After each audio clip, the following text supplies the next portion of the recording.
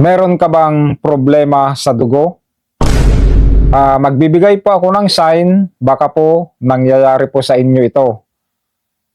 At magbibigay po ako ng mga dapat ninyong gawin. Unang sign po ay yung pagkahilo. Pangalawa, pagpapawis at panghihina. Pangatlo, pagkairita. Pang-apat, mabilis ang tibok ng puso. At panglima, madaling magutuman.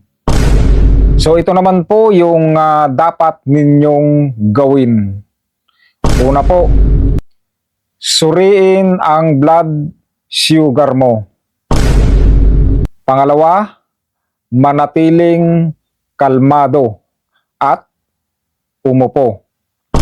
Pangatlo, dapat walang merienda. Pang-apat, iwasan ang pag-inom ng soft drinks.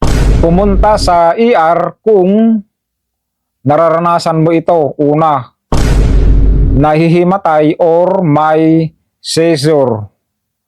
Pangalawa, hindi makakain o hindi makakainom. Pangatlo, kung hindi mapapabuti ang sintomas.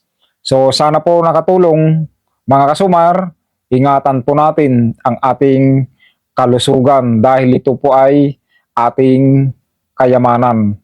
Salamat po.